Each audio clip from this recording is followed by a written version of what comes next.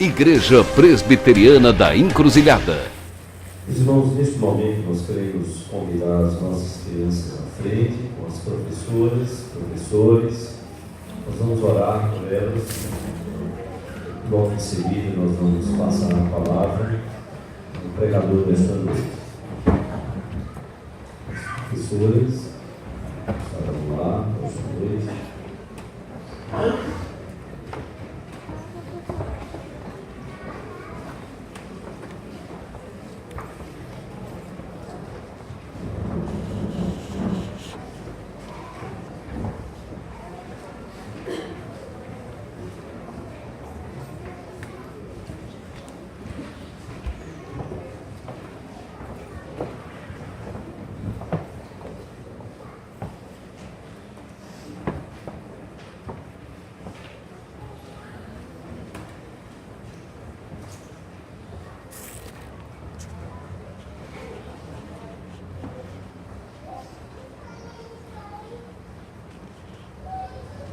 Vamos orar pelas crianças, pelos professores e professores. Vamos fechar os olhinhos, todo mundo de olhinho fechado, ninguém conversando. Vamos fechar os olhos. Vamos orar ao Senhor, silêncio. Vamos falar com o Papai do Céu. Senhor Deus e Pai, nós damos graças, ó Deus, mais uma vez, pela bênção de estarmos reunidos mais uma vez neste dia. Ó Deus, o Senhor nos confiar a cada uma dessas crianças. Nós clamamos a Tua bênção sobre professores e professoras, de forma que o Senhor possa usar a cada um para o louvor da Tua glória. Que eles possam instruir cada criança a amar ao Senhor Jesus. Que os nossos lares também possam fazer isso. Que a Tua igreja possa cooperar na educação, que é responsabilidade de cada pai, de cada mãe. Pedimos a Tua bênção sobre estes pequeninos, que possamos ser como igreja mais e mais bênção na vida deles, que eles possam amar ao Senhor. Nós te oramos pedindo pela capacitação do Teu Espírito Santo sobre a vida daqueles que ministram sobre esses pequeninos. Te oramos assim no nome de Jesus e para a glória dele. Amém.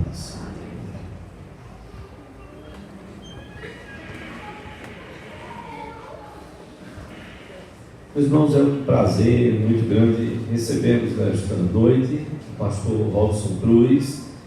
Ele é filho do pastor Manuel Tobias da Cruz, que foi presbítero aqui desta igreja e depois foi ordenado ao pastorado e foi servir ao Senhor no sertão do nosso estado, casado com a irmã Zenilda, que está na glória, e pais, então, de 10 filhos. Destes 10, o pastor Robson Cruz é primogênito. Eu estava rapidamente falando um pouquinho ali com ele, e ele me passando algumas informações, né? Renilda, Robélia, Ramar, que serviram também ao Senhor, aí junto com o Mari, aqui no departamento infantil. E o pastor Robson está acompanhado de sua esposa Zenilda, pedi para ela ficar de pé, e das suas 2 filhas, Eveline e Débora. Débora, onde está Débora? Foi lá, está certo.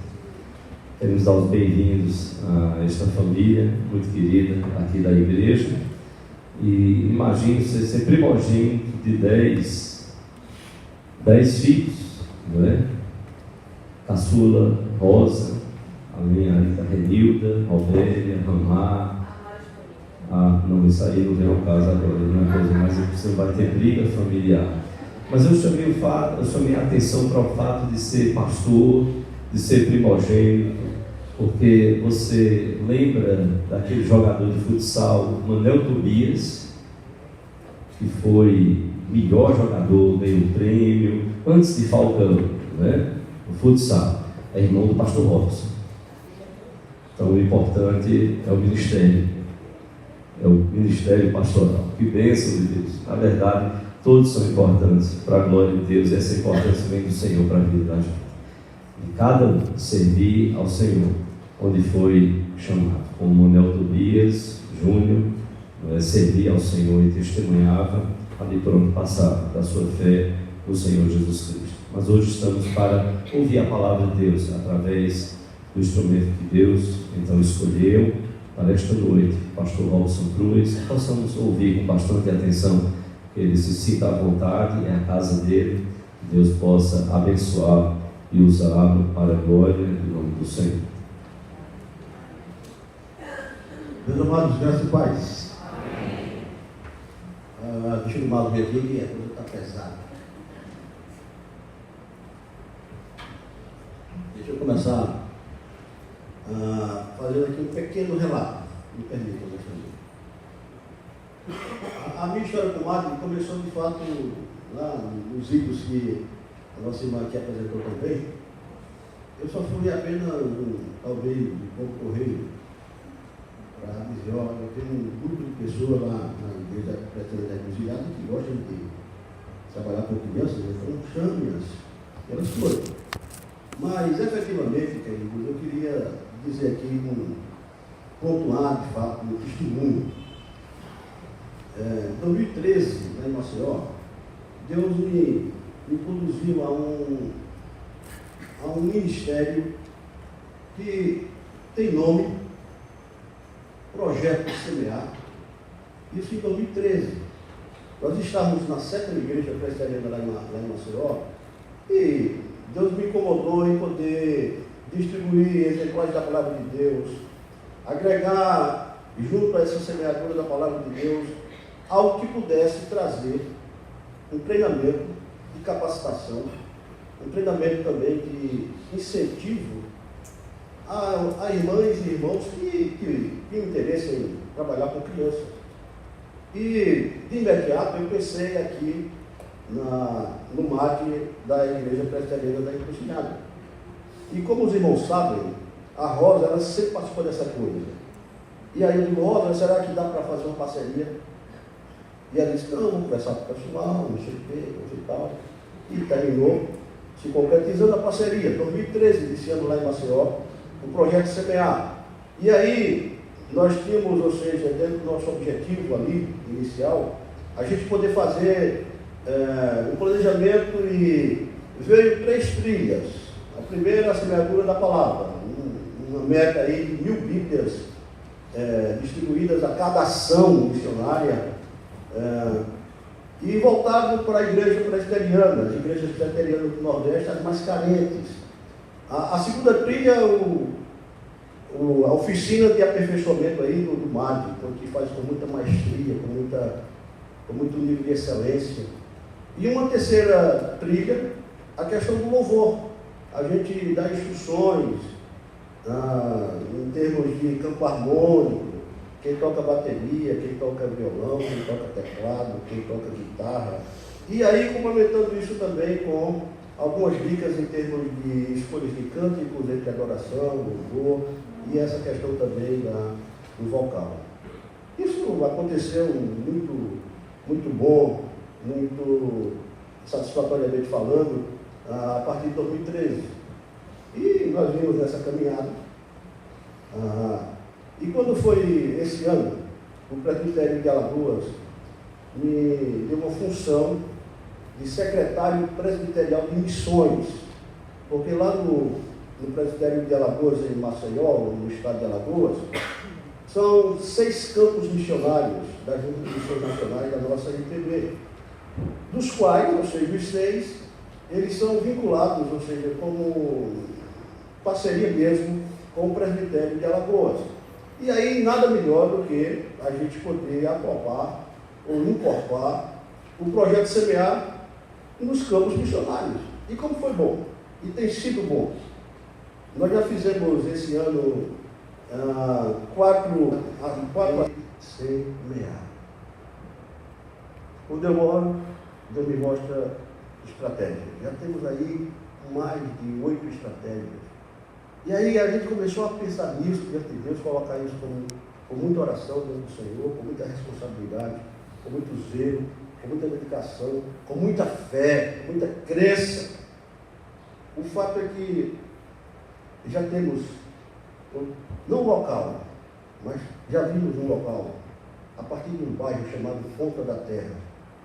bairro ele pega uma adjacência aí da Ponta Verde, os que conhecem Maceió vai estar me entendendo aí geograficamente falando, uma pontinha da Pajuçara e também um bairro da Jatiuca chamado Santo Eduardo.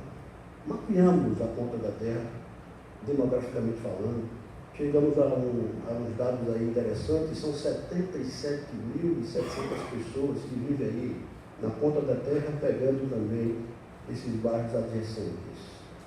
E aí, ou seja, começamos a pedir parceria com o PMC da MPB, mas infelizmente, ou felizmente, eu não sei, a executiva do meu presbitério, ela simplesmente pegou a tesoura e cortou o projeto. E aí Deus disse, não, não se incomodem, você vai abrir sem PMC. Então já tem irmãos que estão ofertando para a gente poder fazer um colchão financeiro, para quando chegar em janeiro de 2020, que é o nosso marco inicial, nós vamos fazer isso para a glória de Deus. O que é que eu quero que vocês façam? Orem por mim. Orem pelo plantio da IPCMA. Tem tudo a ver com o projeto semear. Então estamos envolvidos nisso. E para a glória de Deus a gente começa em janeiro, depois de Hernão Presbitério, que é final da primeira semana, da primeira quinzena da primeira semana de janeiro. Então na segunda quinzena a gente está iniciando. Deus já até me deu um pastor para me ajudar, não dá para fazer isso sozinho.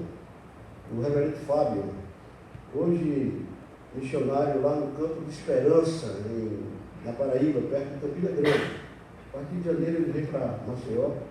E vamos trabalhar aí na implantação e plantio da IPCMA. Orem por nós. Orem por nós. A pergunta talvez seja, o projeto semear vai acabar? Não. Vamos continuar também. Mas a ênfase da IPCMA é missões. Missões. Missões. Dito isso, eu quero agradecer primeiramente a Deus e também aqui ao conselho da igreja, o seu pastor Petrônio, aqui ao representado. Como é bom ver esse cidadão. Eu perguntei para ele, você está aposentado já só de uma parte. Ainda estou lá na outra universidade. Que coisa boa. Eu poder ver gente aqui conhecida, essa igreja para mim é uma igreja extremamente referencial para a nossa vida. O pastor falava da minha mãe, e eu digo assim, nós já perdemos, não, nós já ganhamos. Agora está como o Senhor. Isso para nós é uma alegria imensa. Ser primogênito de 10 irmãos não é fácil, viu, pastor Tetrônio? Porque parece que as pessoas têm a mania de dizer que o primogênito tem que resolver todas as coisas. E eu tenho sempre dito lá para a minha galera, não me procurem e não me tragam problemas, mas tragam soluções. Porque se você fizer problema, você vai ter que olhar para o problema que é seu e identificar que soluções você vai dar para ele. Eu vou fazer a complementação, eu vou lhe ajudar, eu posso lhe ajudar. Mas é uma família grande. E aí, eu estou vivendo uma outra fase, que é a fase de ter 4 netos. Algum avô aqui, ou avó? Muito bem. Eu tenho dito para a Débora e para a Viviane, que não está aqui, que é a única filha. Eu estava aqui em Recife, mas viajou para Maceió, tem compromisso amanhã.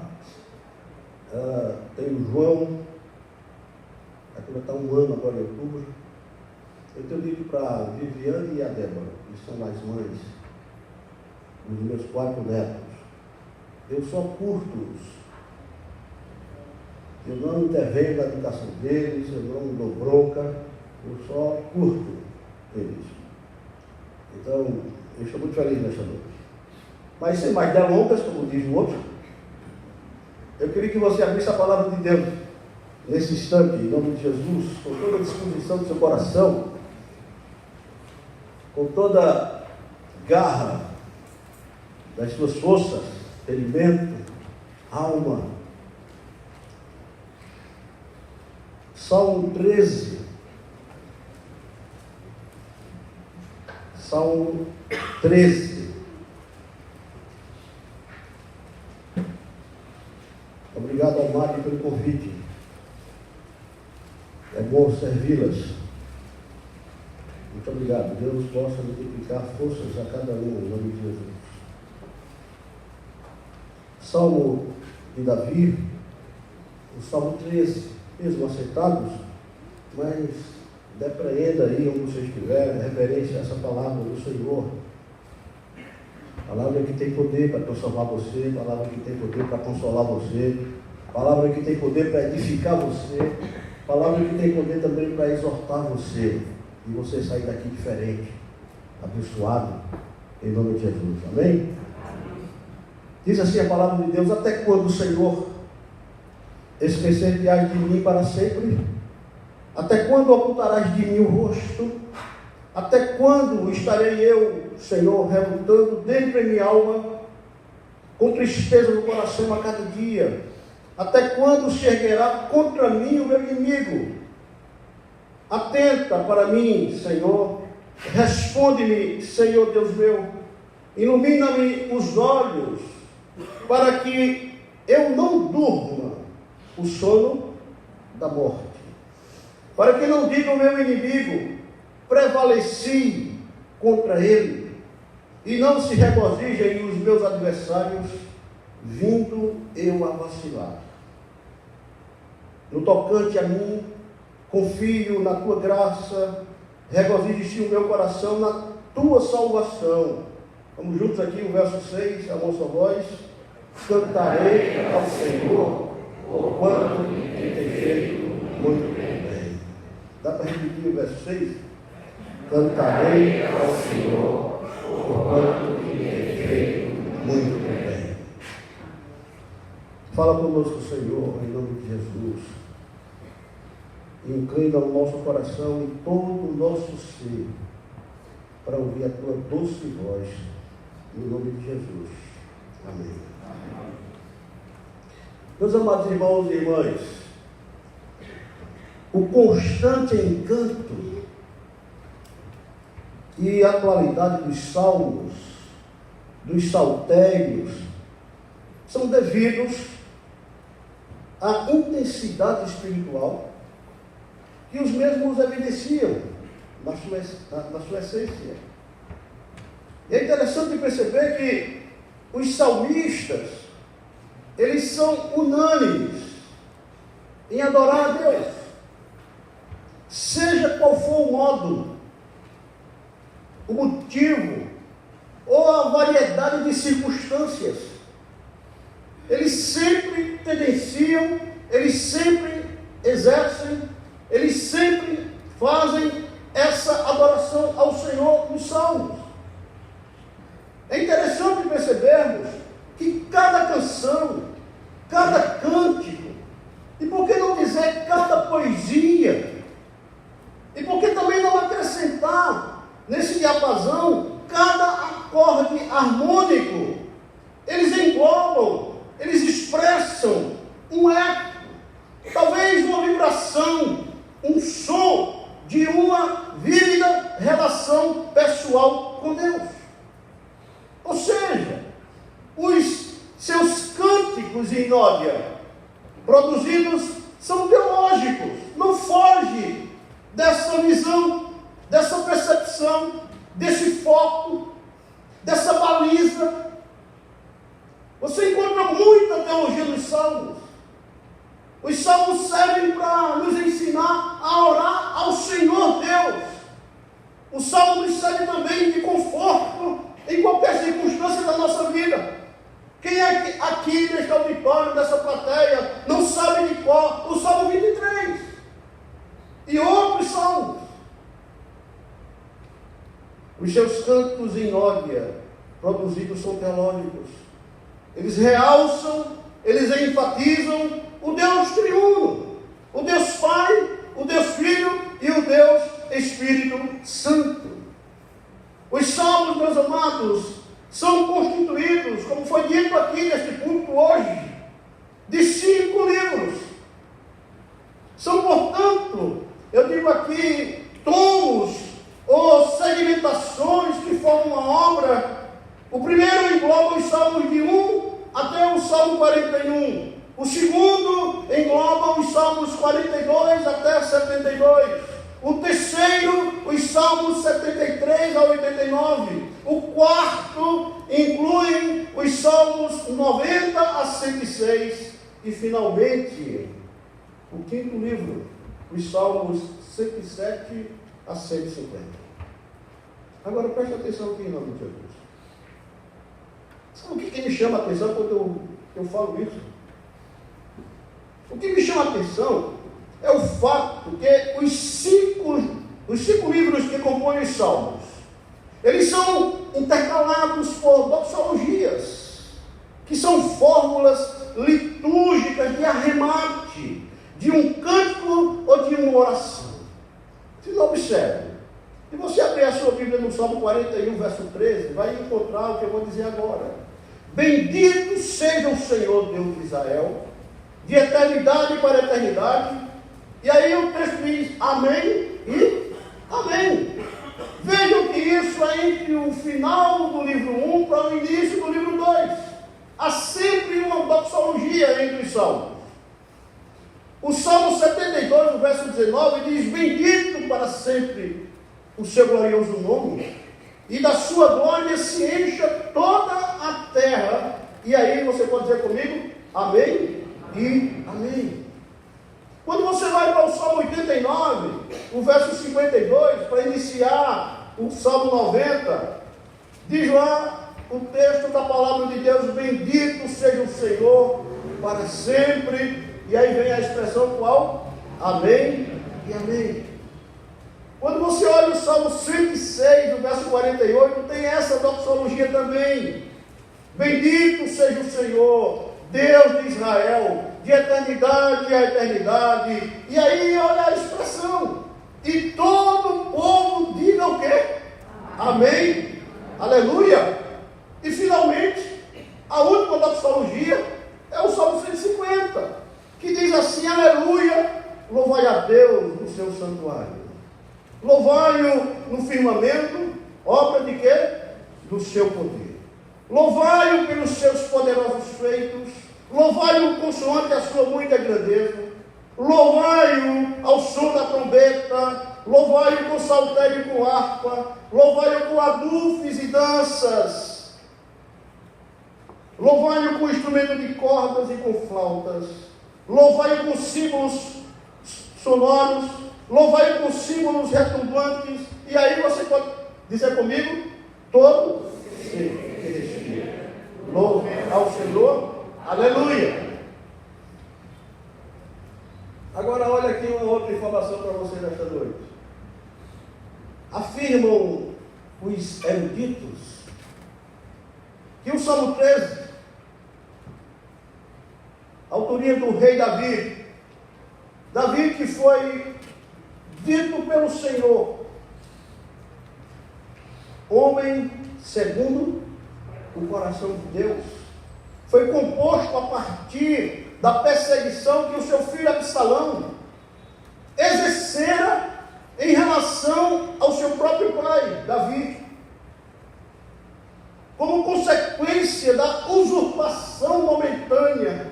Veja o que o filho fez: usurpação momentânea do trono, do reino de Israel, do governo da nação israelita. E diz a história que Davi, para não ser morto, porque a intenção de Absalão era matá-lo, era assassiná-lo, não era apenas de usurpar de maneira indevida, na força, o trono de Israel, mas no seu coração havia o sentimento de assassinar o seu pai, Davi. E Davi, para não ser morto, executado pelos exércitos de Absalão, ele faz uma coisa: ele foge para o deserto de Judá. E é lá no deserto de Judá, diante da realidade que ele experiencia, é nesse momento, é nessa circunstância, é nessa hora da sua vida, que ele compõe o Salmo 13. E aí, queridos, o Salmo 13, ele mostra para nós uma realidade inicial de desânimo, de abatimento. É um grito pessoal e forte de alguém que vivencia, alguém que experiencia, alguém que sente em si mesmo o desapontamento, a solidão, a dor, o lamento, a tristeza, o sofrimento, que significa entre noites e dias, paradoxo, perplexidade, espanto, enfim, busca desesperada por uma resposta de Deus. É por isso que ele inicia o Salmo 13 dizendo: até quando, Senhor? Ele repete isso 4 vezes. Até quando, Senhor? Até quando, Senhor? Até quando, Senhor? Até quando, Senhor? O interessante, meus amados irmãos, é que Davi, ele vive um paradoxo presencial. Eu não sei como é que você chegou hoje aqui nesse ponto, eu não sei. Eu não sei como é que você saiu de casa. Qual foi a motivação de você sair de casa? Com que motivação você deixou no seu lar? Eu não sei o que é que você sente agora, eu não sei. O que eu sei e tenho plena convicção da minha alma é que Deus está aqui e pode olhar para você. Amém. O interessante é que Davi vive um paradoxo presencial. Aqui fica claro, nítido, que o paradoxo da angústia, que o atormenta, não é em relação ao passado, não é em relação a ontem.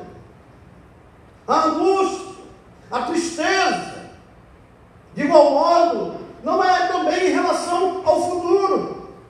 Davi, ele expressa aqui no Salmo 13, olhando para Deus, falando com Ele, expressando a dor da sua alma, ele diz: Senhor, a minha dor não é ontem, a minha dor também não é a dor de amanhã. Senhor, está doendo hoje em mim, é hoje. O que me aflige é nesse instante, é nesse momento presente, é hoje aqui que está doendo. Senhor, o meu limite humano de suportabilidade é hoje. Eu não projeto a minha dor para amanhã. Amanhã é um outro dia. A minha dor é hoje. É aqui nesse instante. É aqui nessa hora. É nesse momento presente. Até quando, Senhor? Até quando, Senhor? Até quando, Senhor? Até quando, Senhor? Em outras palavras, o que Davi está dizendo para Deus é isso. O dia da tua intervenção na minha história é hoje. Percebe? O dia da tua intervenção na minha vida, Senhor, é hoje. Meus queridos, o Salmo em tela divide-se em 3 partes. A primeira contempla os versos 1 e 2. Nesses versos 1 e 2,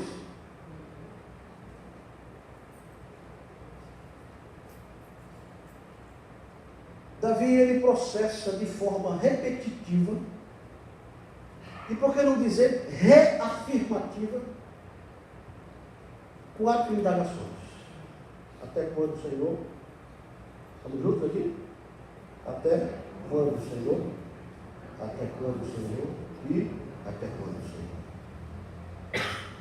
O que eu acho interessante nas indagações do rei Davi, contidas nesses versos 1 e 2, que é a primeira parte do Salmo 13, diz respeito à inserção de alguns fatos que circundam as suas perguntas.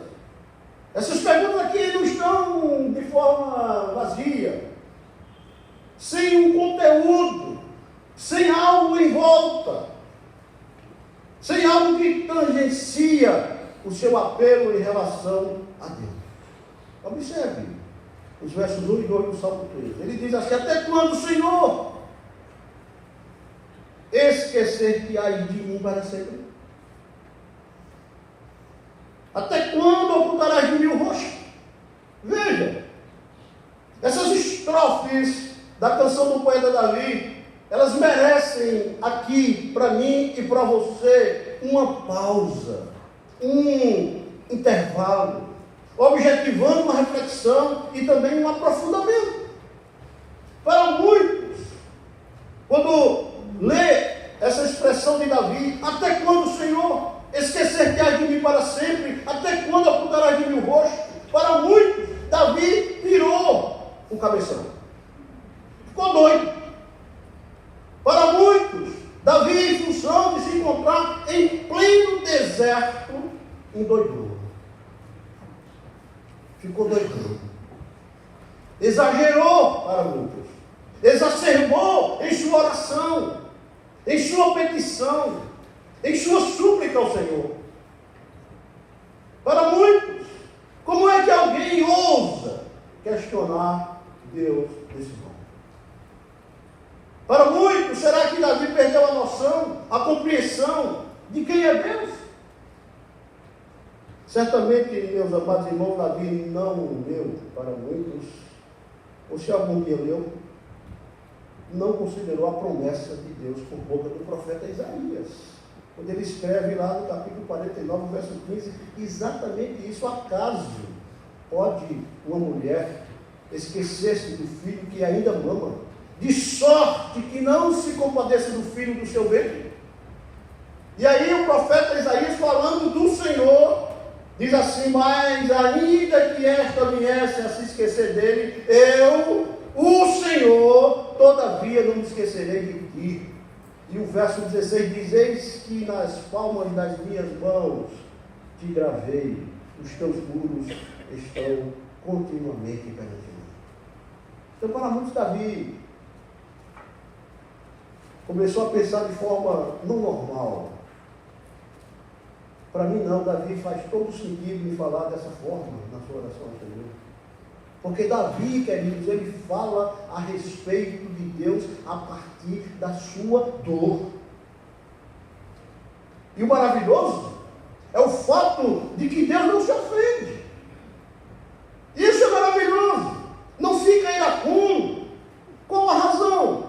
Deus, meus amados irmãos, a lição que a gente tira disso aqui, sabe qual é? É que Deus quer que aprendamos a ter com Ele um relacionamento maduro, adulto, sincero, sadio, saudável, sem barganhas, sem camuflagem, sem hipocrisia, sem fingimento e sem fobia.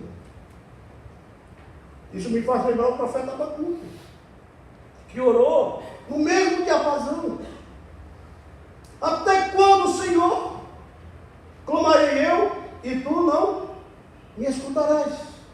Gritar-te-ei violência por toda parte e não salvarás. Aqui, meus amados irmãos, eu capto e discerno algo extremamente verdadeiro na nossa vida hoje. Deus não se ofende. Deus não zomba de nosso sofrimento, mas compreende e intervém na nossa história. Deus não tem medo do sofrimento humano. Deus sabe que sofremos, Ele sabe que nós sofremos. Deus não se sente culpado também por isso, porque Deus sabe exatamente qual a origem do nosso sofrimento. Louvado seja o seu nome. Se há alguém que nos conhece, é o Deus que está aqui, o Deus único e verdadeiro que nós já adoramos, nós já suplicamos bênção em oração a Ele. Deus sabe exatamente o que está acontecendo comigo e com você, e louvado seja o seu nome por isso. Deus sabe, meus amados irmãos, também de forma exata, assertiva, o que fazer. Ele não somente sabe o nosso sofrimento, mas Ele também sabe de forma assertiva o que fazer quando entrar na nossa história. Portanto, a minha primeira lição que o Salmo 13 de Davi nos ensina é muito simples. Deus sabe. Dá para repetir? Deus sabe. Mais uma vez. Deus sabe. Essa é a primeira lição que eu falo para vocês. Deus sabe. 22 anos de Mari, Deus sabe.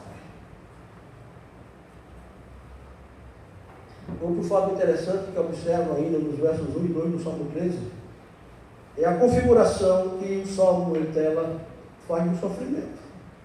Em pelo menos 4 aspectos. Observe. Ele diz assim: até quando, Senhor, esquecer-te-ás de mim para sempre? Até quando ocultarás de mim o rosto? Verso 2. Até quando estarei eu relutando dentro em minha alma, com tristeza no coração, a cada dia? Veja, o aspecto aqui que configura o sofrimento, em pelo menos 4 aspectos. O primeiro deles é a solidão.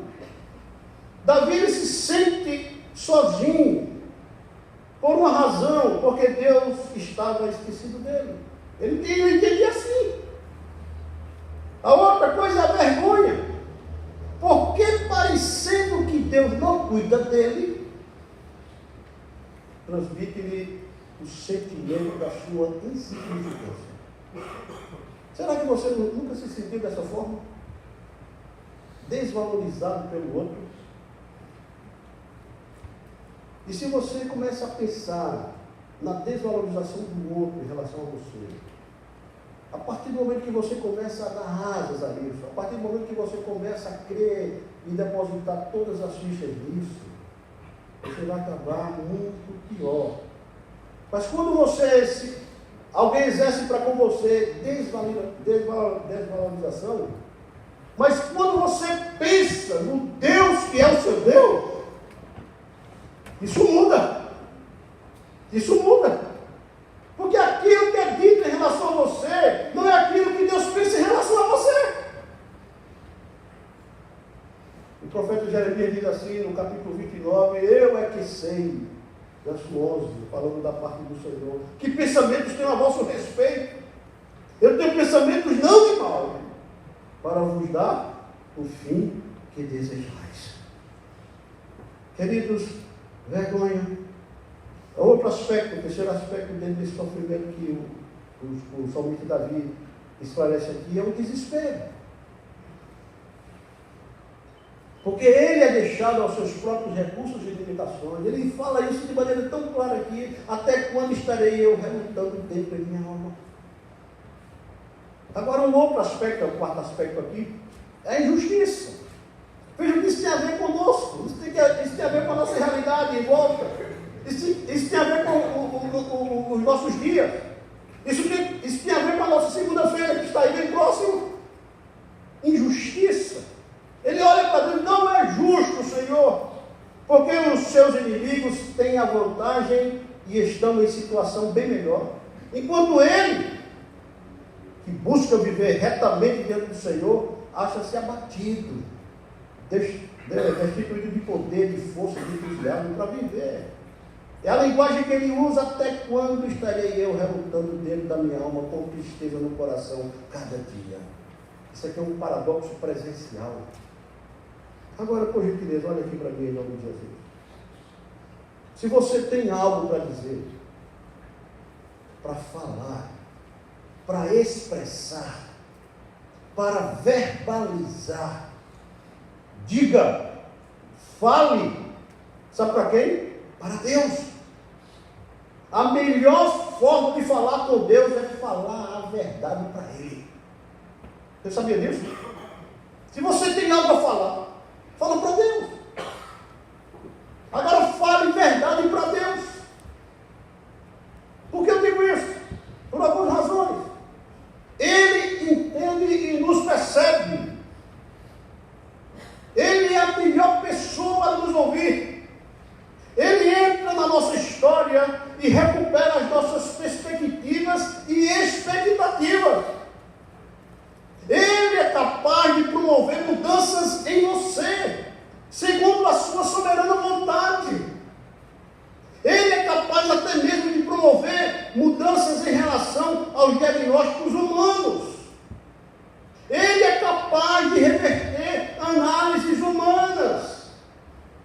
porventura tenham feito em relação a você, à sua família, ao seu casamento, à sua empresa, ao seu drama, ao seu paradoxo presencial. Deus é capaz, louvado seja o seu nome. Ele fez o salmista se lembrar da graça. Olha o verso 5 aí. No tocante a mim, mesmo com essas circunstâncias, mesmo com esses momentos de perplexidade, de problemas, de dificuldades, no tocante a mim, ele diz o quê? Confio na tua graça. Portanto, igreja presbiteriana da Encruzilhada, a segunda lição para o Salmo de Davi é que ele nos ensina, sabe qual é o que é que ele nos ensina? Que Deus tem a última palavra. Dá para repetir isso? Deus tem a última palavra. Mesmo que alguém diga para você, olha, você foi diagnosticado com câncer profissional, mas a última palavra não é do médico. A última palavra é de quem? De Deus. Eu fui fazer os meus exames periódicos, porque eu ainda estou igual aqui a algum presbítero amado. Eu só estou aposentado por um lado. A outra banda está ativa. E aí fui fazer os exames periódicos. Quando cheguei lá para o exame oftalmológico, a doutora Viviane, que me atendeu lá em Maceió, ela examinou os meus olhos. Por favor, senhor, senta ali naquela cadeira. Aí eu sentei, ela sentou do outro lado, olhou para mim e pronto. O senhor tem 2 problemas.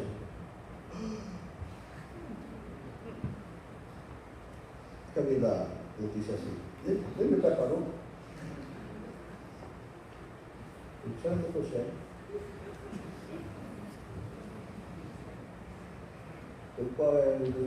Quais são os 2 problemas minha doutora Viviane? Você está com início de catarata. E aí? Tem que operar. Fiz essa cara dele. Será mesmo? Pensando aqui comigo. Sim, qual é o problema? A pressão do seu olho está no limite. Aí eu pensei aqui comigo, sabe que ele vai vou chorar.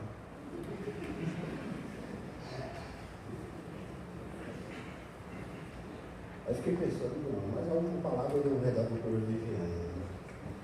A última palavra é de quem? De Deus.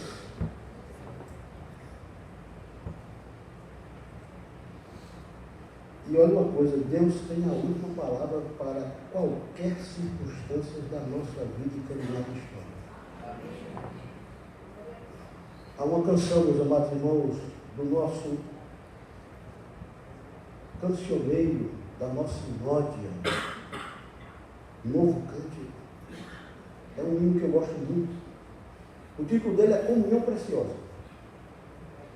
Número 121. O que é que diz a poesia desse hino?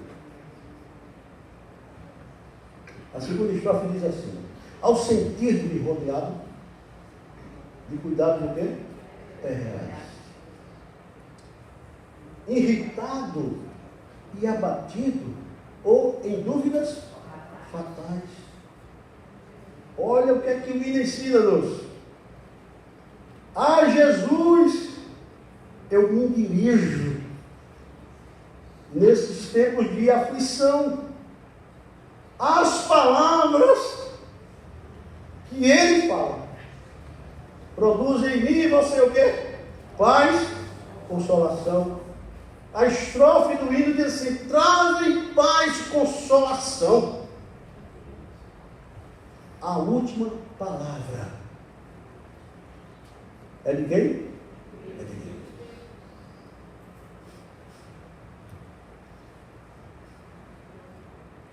O Salmo inteiro divide-se em 3 partes. A segunda contempla os versos 3 e 4, onde Davi, ele esboça uma oração, ele esboça aqui uma petição, e essa oração e petição são banhadas no temor do Senhor. Não se trata aqui de medo, mas de um profundo sentimento de dependência e obediência ao Senhor. O que Davi pede ao Senhor? Ele pede ao Senhor 4 coisas. A primeira está aí no verso 3. Atenta em mim, Senhor. Ou seja, Senhor, olha para mim. Senhor, me percebe nesta noite. Me percebe nessa hora. Se há alguém que tu precisas olhar, sou eu. Vês e me percebe. Vês e me enxerga. E não somente isso, Senhor, responde-me, Senhor, meu Deus. Que oração, queridos. Que súplica verdadeira. Que oração sincera, plena de fé e de confiança. Ele pede também uma outra coisa, iluminação para os olhos. Atenta para mim, responde-me, Senhor Deus meu, ilumina-me os olhos. E aqui, queridos, há um fato que eu gostaria que você entendesse. Vamos nos lembrar aqui que Davi, ele encontra-se no deserto de Judá. As noites no deserto são escuras. O que é que ele pede a Deus? Que os seus olhos sejam o quê? Iluminados. Isso aqui significa, sabe o quê? Em meio a uma visibilidade densa, opaca, míope, Davi pede ao Senhor: revigora-me, Senhor. Abre os olhos do meu coração, abre os olhos da minha alma, do meu ser interior. Eu necessito nesse instante aqui, Senhor, nesse deserto da minha vida, de luz, de esclarecimento, de discernimento para compreender o que vais fazer. Veja que coisa interessante. E ele depois também pede vitória e triunfo sobre o seu inimigo, o seu próprio filho, para que não diga o meu inimigo prevaleci contra ele. E vamos voltar ao hino Comunhão Preciosa. Primeira estrofe da canção diz assim: preciosas são as horas onde? Na presença de Jesus. Comunhão deliciosa da minha alma com quem? Com a luz. Os cuidados deste mundo não me podem abalar. Veja que convicção aqui, que fé inabalável. Pois é Ele o meu abrigo quando o tentador chegar. E Davi faz uma outra oração. Ele pede que Deus dê condições para ele superar e transformar, através dessas mudanças significativas, a sua vida. Ele diz lá: Senhor, eu não quero vacilar. Muda a minha vida, o meu coração, e fornece junto disso o regozijo, o louvor, a exaltação, a adoração são para ti, não para os meus adversários. Portanto, a terceira lição que o Salmo de Davi 13 nos ensina é que Deus vê, ouve e responde-nos. Dá para repetir? Deus vê, ouve e responde. Estamos caminhando para a conclusão. O salmo em tela divide-se em 3 partes. A terceira parte contempla os versos 5 e 6. Dá para ler comigo mais uma vez? Irmãos e irmãs, vamos juntos aqui. No tocante a mim, confio na tua graça, regozije-se o meu coração na tua salvação, cantarei ao Senhor por quanto que tem feito. Olha aqui para mim, em nome de Jesus. Nós aprendemos hoje aqui que Deus sabe. Vamos repetir? Deus sabe. A última palavra é de Deus. E vamos aqui? A última palavra é de Deus. Deus vê, ouve e responde. Isso aqui dá essa certeza, esse final desse Salmo 13. O Davi conclui a sua canção com uma certeza. No tocante a mim, eu acho interessante que ele diz para ela, começa com ele, no tocante a mim. Mas você também pode falar isso hoje, em nome de Jesus. No tocante a mim, após ter considerado que Deus sabe, que Deus tem alguma palavra, que Deus vê, que Deus ouve e responde, ele chega a 4 ponderações em relação ao Senhor Deus meu. A primeira, bem rapidinho. Ele diz lá, continuarei a confiar em tua graça. Em qualquer circunstância, em qualquer situação, eu vou continuar a confiar em tua graça, Senhor, por uma razão simples. Porque a tua graça, Senhor, é melhor do que a vida. A vida não é melhor do que a graça de Deus, meus amados irmãos. É o contrário. A graça de Deus é melhor do que a vida. Quando você olha para a cruz, quando você olha para Jesus lá na cruz, quando você olha para Jesus exercendo o sacrifício de Deus, Paulo diz lá na carta aos Efésios, porque pela graça sois salvos mediante a fé. Isso não vem de vós, é dom de quem? É de Deus. Então eu vou continuar a confiar na graça do Senhor, porque a graça do Senhor é melhor do que a vida. Segunda coisa, continuarei a exultar no meu coração o Deus da minha salvação. Deus, ele é um companheiro muitas vezes invisível, mas ele tem nos livrado de tanta coisa que a gente às vezes nem enxerga. O Deus da minha salvação. Continuarei também a cantar louvores ao Senhor, independentemente das circunstâncias. A minha oração nesta noite é que o Márcio possa exercer isso aqui. Cantar louvores ao Senhor, independentemente das circunstâncias. Olhem para Deus. Vocês estão trabalhando para Ele. E se alguém se levantar e querer exercer qualquer palavra, lembre-se, e quem tem a última palavra é quem? E essa palavra é que importa. Porquanto o Senhor Deus meu continua exercendo sua fidelidade em todos os seus caminhos. Por isso, ele tem feito muito bem. Fica em pé, queridos, em nome de Jesus.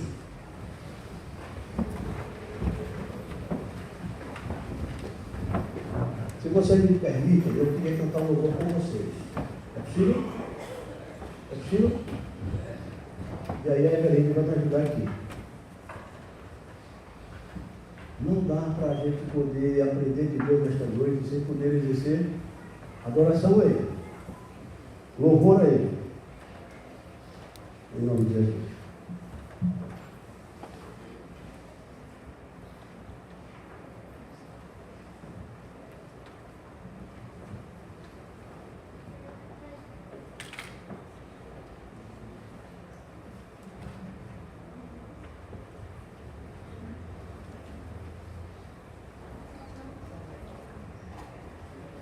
Essa é uma canção bem antiga, pequena, e nós vamos fazer agora.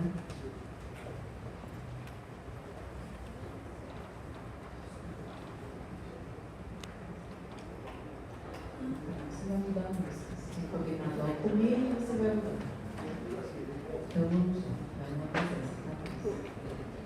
Sonda-me, Senhor, que conhece, a igreja conhece. Essa é a igreja cantando. Também é uma oração cantada. Se os irmãos quiserem acompanhar a gente, perguntar sobre.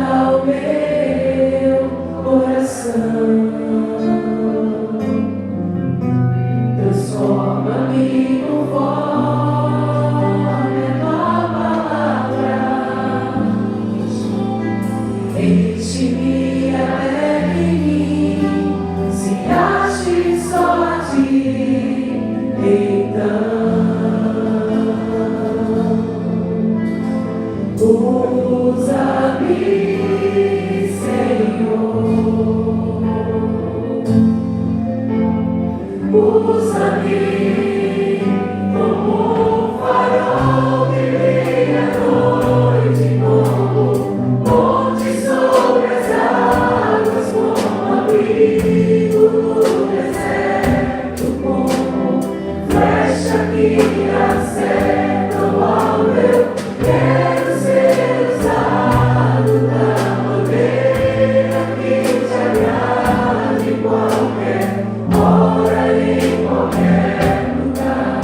Eis aqui a minha vida, usa-me, Senhor, usa-me, sonda-me, Senhor, e me conhece, quebranta o meu coração, transforma-me conforme a tua palavra,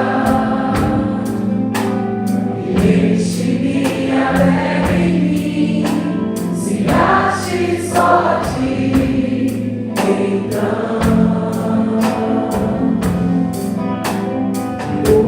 usa-me, Senhor, usa-me como um farol que brilha à noite, como ponte sobre as águas, como abrigo no deserto, como flecha que acerta o alvo. Quero ser usado da maneira que te agrade, em qualquer hora, em qualquer lugar. Eis aqui a minha vida, usa-me, Senhor, usa-me, sonda-me, quebranta-me, transforma-me, enche-me e usa-me, sonda-me, quebranta-me,